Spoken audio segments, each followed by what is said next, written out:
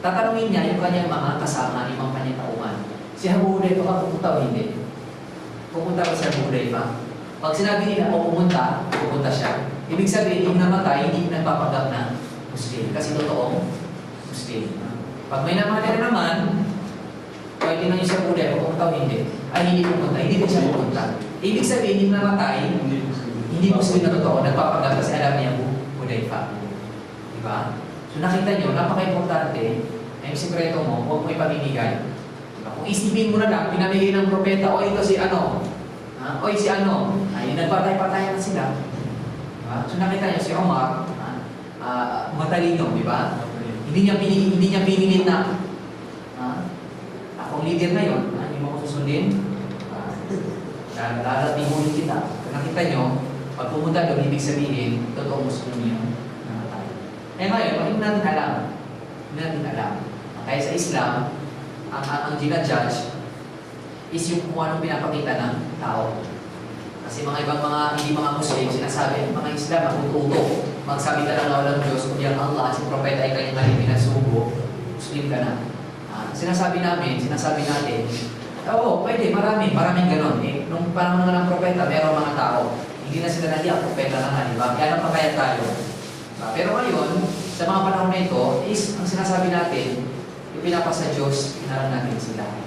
Diba? Kung sila ay mga Muslim, alhamdulillah. Kung hindi sila mga Muslim, safe tayo. At least hindi tayo kasama. Sila na ang bahala doon. Siya at Allah na ang bahala doon. So nakita nyo, kasi natatakot din si Abu Hudayfa eh. Isipin mo lang, ang isisiwala ng sekreto ng propeta. At ang sekreto ng propeta ay sekreto ng relihiyon. Diba? Sekreto ng relihiyon. So isipin mo na lang, kaya nang sinabi ko sa inyo kanina, o pinagsabi niya, yung mga totoong Muslim, papatayin yung mga nagpapanggap na Muslim. So anong sasabihin ng mga hindi Muslim ng panahon na yung mga Muslim nagpapatayan? So bakit pa Muslim? So nakita niyo ang propeta, tingnan niya yung ano mas maganda. Sabihin ko o hindi sabihin. Ang maintindihan nila kasi dito, minsan, may mga bagay na kahit gusto-gusto mong sabihin, hindi pwedeng sabihin. Kasi pag sinabi mo, makakasira, mas lalala. Diba? Nakita niyo yung propeta, maganda na sabihin niya yung mga nagpapanggap ng Muslim. Diba? Kasi para safe ang mga Muslim. Paano kung nga rin nagpapanggap ng Muslim, kaibigan mo pala, kapatid mo pala, tapos nakasama mo sa paglalakbay, pinatay ka niya. Diba? Pero alam ng propeta na pag sinabi niya, mas lalala ang sitwasyon. Kaya nakita niyo, sa mga ginagawa ng propeta, napakaraming lesson ang natukuha. Kaya sabi nila, sino mang nag-aaral ng sinasabi ng propeta at ng kanyang mga gawa, siya ay tumatalino. Matalino talaga siya. Kasi nakikita niya kung paano makihalubilo sa mga tao. Paano makihalubilo sa mga tao. Wassallallahu ala sayyidina Muhammad wa ala alihi wa sahbihi ajma'in.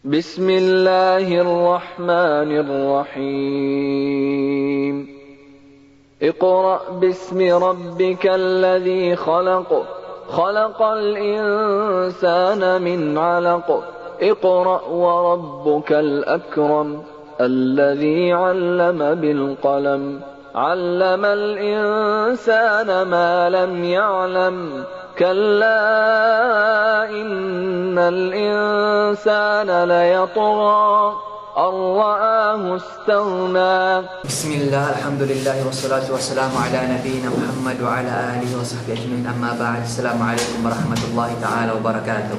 Sinabi natin kanina, yung iman ay mananatili ng Islam. Tapos yung iman naman is maniwala ka sa Allah, sa kanyang mga propeta, sa kanyang mga libro, sa kanyang mga anghel, at sa kanyang tadhana. Masama man o maganda. So nakita nyo, yung Islam nakikita kanina. Nagayon ka nakikita, pero sila ka nakikita. Pero iman, hindi nakikita. Kasi ito ay sa puso. Pag ikaw, nagagalit ka, hindi alam. Kasi ito ay nasa puso mo. Pag may malungkot, hindi nakikita. Maliban na lang na pinapakita mo. Kasi ito ay nasa puso. Pananampalataya, paniniwala, ito ay nasa puso. Pagmamahal, ito ay nasa puso. So walang nakakaalam nun. Kaya nakita nyo, yung iman, mas mahirap yun sa Islam. Kasi Islam, pwede lahat gawin. Diba? Pwede ang nagpapanggap na Muslim, magsala, hindi naman pala Muslim. Pwede mag-ayun na nagpapanggap lang. Kasi nga, pwede magpanggap. Pero yung iman, hindi pwede. Pipikirin mo ba na mahal kita, mahal mo ako, ayaw mo sa hindi. Kasi hindi natin kaya kontrolin ang ating mga puso. Yun yung level 2. Yung ihsan, yun yung pinakamataas. May mga Muslim na pwedeng umabot doon sa Islam. Lahat tayo pasok sa Islam. May mga Muslim na hindi umabot doon sa iman. Dahil hindi na kaya kontrolin ang kanilang mga puso. Doon sa ihsan, konting-konti ang lumarating doon. Baka nga wala pa. Kasi ang ihsan, ang ibig sabihin, ang sambahin mo ang Allah na parang nakikita mo siya. Parang nakikita mo siya. Pag hindi mo siya nakikita, alamin mo na ikaw ay nakikita ka niya. Yun yung ibig sabihin ng ihsan. Kanina, di ba yung isa, alam na natin, yung iman, alam na natin. Yung ihsan, yun. For example, hindi ko in-example ang Allah kasi bawal in-example ang Allah kasi Allah walang kakulan. For example, yung mudir mo, kaharap mo, kung sinantok ka na, pagod ka na, kung tinatamad ka ng trabaho. Pero dahil nandyan siya, wise, alam na ginagawa maganda. Kahit pagod ka na. Kasi nakatingin sa'yo ang mudir mo. At alam mo na nakatingin siya sa'yo. So ginaganda mo ang trabaho mo. Pero pag wala siya, wala rin. Diba? Hindi naman sa wala akong ginagawa, pero medyo makukulangan. Hindi mo gagandaan. Wala na pagkakot dyan. Kahit hindi mo matapos, bukas na lang.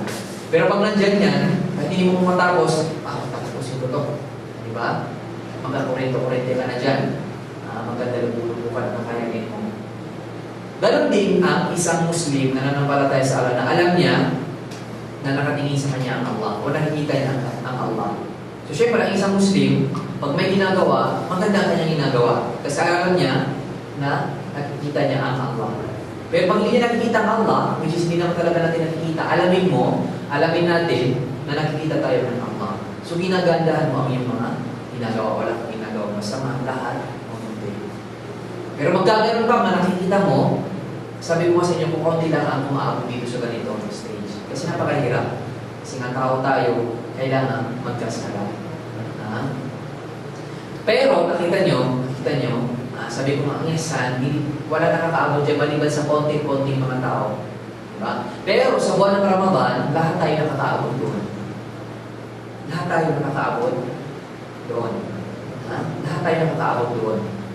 Yung mga Muslim, nakita nyo, sa Mindanao, sa Marawi, pag hindi Ramadan, nakita mo, tilibaban. Tilibaban yan sila. Mula umaga hanggang gabi. Tilibaban. Pero pag buwan ng Ramadan, whole month nakapatay ang TV. Kasi alam nila, nakukulangan ang kanilang gantimpala pag sila nanonood. Kasi sa TV, marami kang naririnig, marami kang nakikita. Diba? So, ang ibig sabihin ng pag-aayon is yung pag-aayon mo, hilang ng tiyan.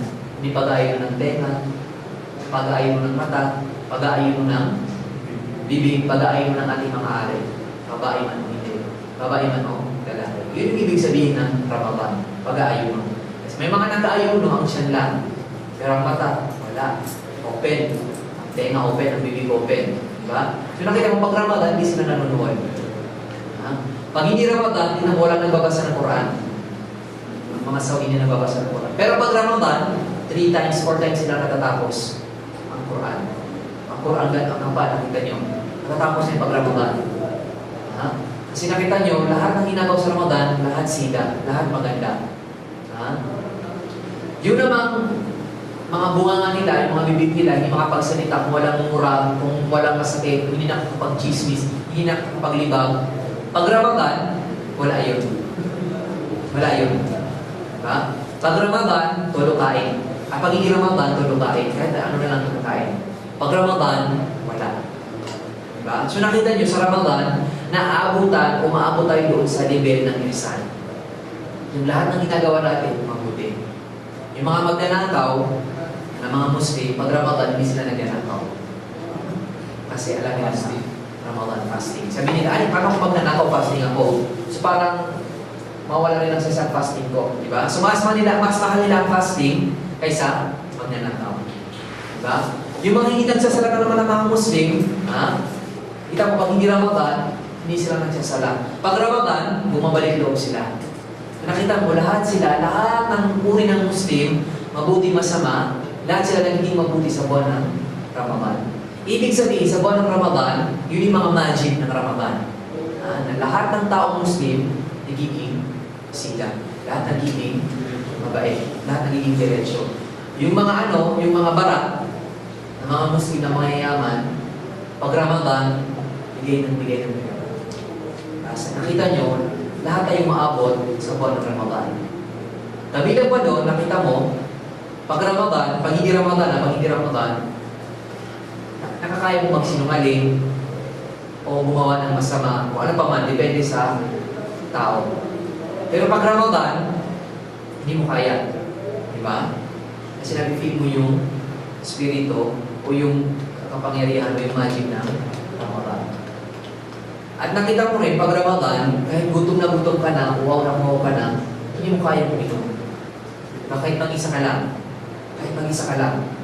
Diba? Hindi mo kaya. Kahit wala nakakita sa'yo, wala nakakita, ilan mo pa ang pinto, pwede kang kumain, pwede kang uminom. Pero hindi mo kaya. Diba? Kasi alam mo na tinitingnan ka ng Allah. Yun ay sa Ramadan lang. Pero pagkatapos ng Ramadan, nakita mo, sala, mamaya na. Diba? Mamaya na. Pero pag Ramadan, pag sala-sala, pag ayun-ayun mo. Nakita nyo, ang Ramadan, kung ano yung disiplina, yung kanyang dinadala sa mga Muslim. Disiplina ang dinadala ng Ramadan. Kaya ang isa rin, sa mga palatandaan na tinanggap ng Allah yung pag-aayuno, kung tinanggap ng Allah yung pag-aayuno, ibig sabihin, yung disiplina mo, yung natutunan mong lesson, pag-aaral, sa Ramadan, yung nagalit, yung pagtitimpi mo, nadadala mo after Ramadan. Pero nakita mo, pag bumalik ka na naman sa dati, isipin mo na baka hindi tinanggap ng Allah ang Ramadan. Katulad ng Umrah at ang Hajj, sa mga palatandaan na tinanggap ng Allah ang Hajj at ang Umrah mo, ibig sabihin, yung sitwasyon mo bago ang Hajj, mula hindi masyado maganda, tapos nag-Hajj ng Umrah ka, bumanda. Diba? Ang isa mga palatandaan na tinanggap ng Allah, yung Umrah at Hajj mo, yung kalagayan mo, yung sitwasyon mo after Hajj o Umrah, mas maganda doon kaysa doon sa before ka mag-Umrah. Pero, kung mas masama kaysa doon before ka mag-Umrah, delikado. Ibig sabihin, parang wala lang. Parang uminom tapos naihipo rin. So parang wala ka rin nakuha. Pumasok dito, lumabas dito.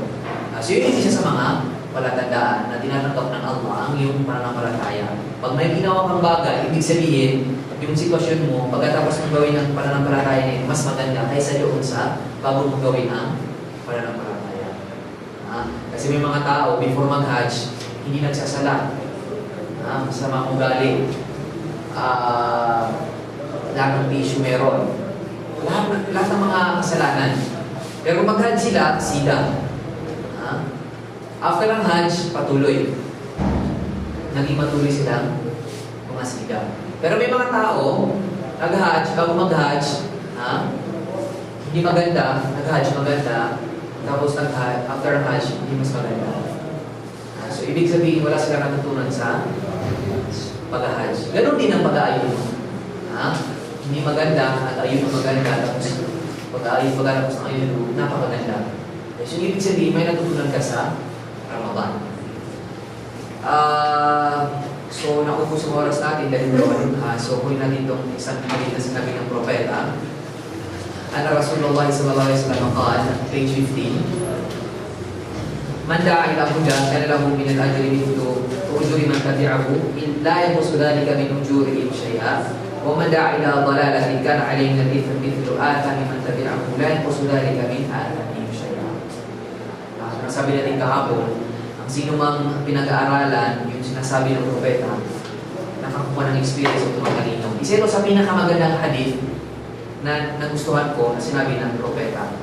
Ang sino mang nag-anyaya tungkol sa kapatnubayan ibig sabihin maganda, ay magkakamit siya ng kabayaran tulad ng mga kabayaran ng sino mang sumunod sa kanya, na hindi nakababawas iyon sa anuman mula sa mga kabayaran nila.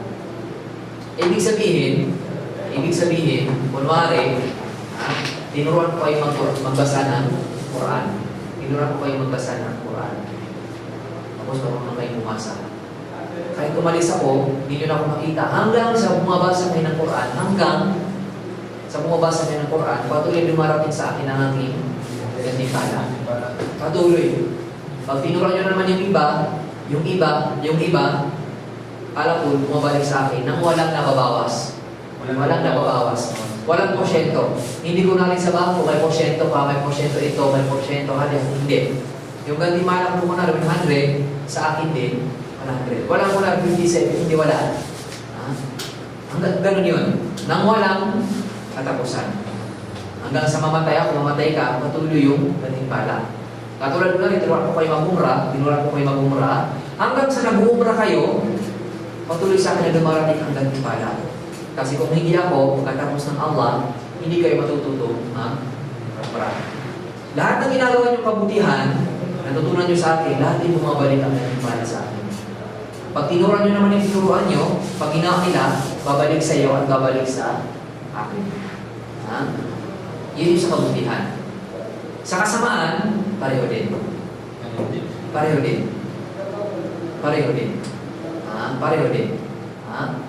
Pag may tinuruan ka na isang tao ng kasamaan,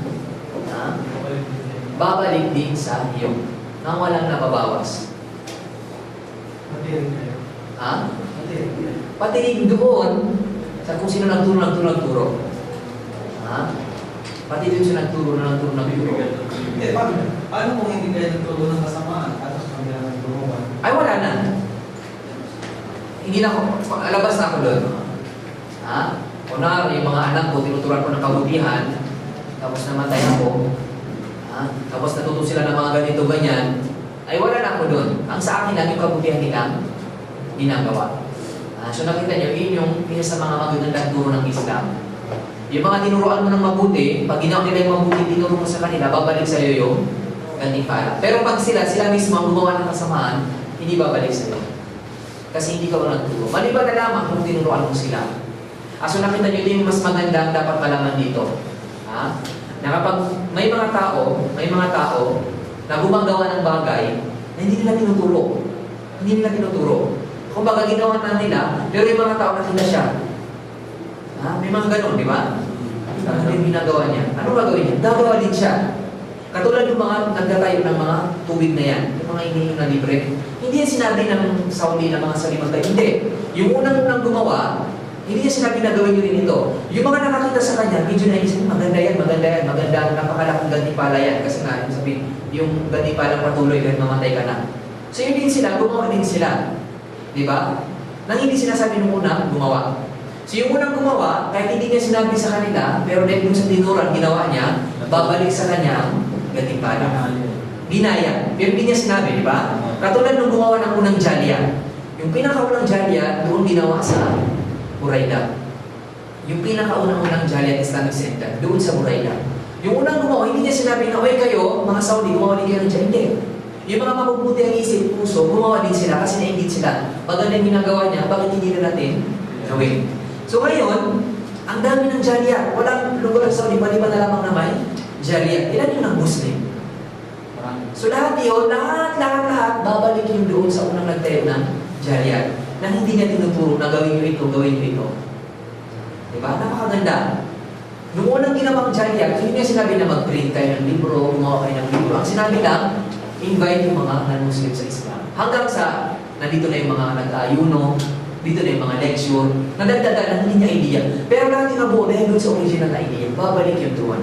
Kabaligtaran, may mga taong gumagawa ng masama, hindi niya sabi na gawin nyo. Hindi niya sinasabi. Pero yung mga tao, nakita. Yung mga nagsusugal. Sinabi ba nila na gayahin nyo kami? Wala kang makikita ng susugal na sinasabi niya, o yan ang gayahin mo ako. Wala. Di ba? Wala matinong tatay na sinasabi, o yan na, ito lang susugal ako, pag laki magsugal ka rin. Wala. Kahit yung mga mayayaman, hindi niya sinasabi. O yan na, magsugal ka. Kasi wala. Kasi alam nila na masama yun. Pero, yung mga nakakita sa kanya, dahil may sakit ng kanilang mga puso, hindi alam ang maganda sa mabuti, maganda sa masama, ginawa nila. Hindi niya tinuro, di ba?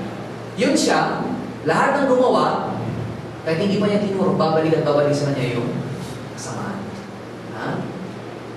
Katulad ko na may sinasabi kang mabuti, hindi mo sinasabi niyo, magsabi rin ng mabuti. Pero yung mga nakarinig, nagandahan sila. So sinasabi din nila, babalik sa iyo ang katimpala. Pag ikaw rin, nagsabi ka rin ng masama, na hindi mo sinasadyang sabihin, pero yung mga nakarinig sa'yo, parang maganda yung sinabi niya. So gagayahin din niya. So kung masama, balik sa'yo. Pag maganda, balik sa'yo. Hanggang kaya nga, darating ang panahon, hanggang sa maghuhukom, sa araw ng paghuhukom, sa araw ng muling pagkabuhay, may mga tao na lagi mo sinasabi sa inyo, mabibigla. Saan ito nanggaling? Itong kabutihan ito, hindi ko ito ginawa. Sabi ng Allah, ikaw, ginawa mo ito ng isang araw, may nakakita, tapos ginawa, hanggang sa, ito na.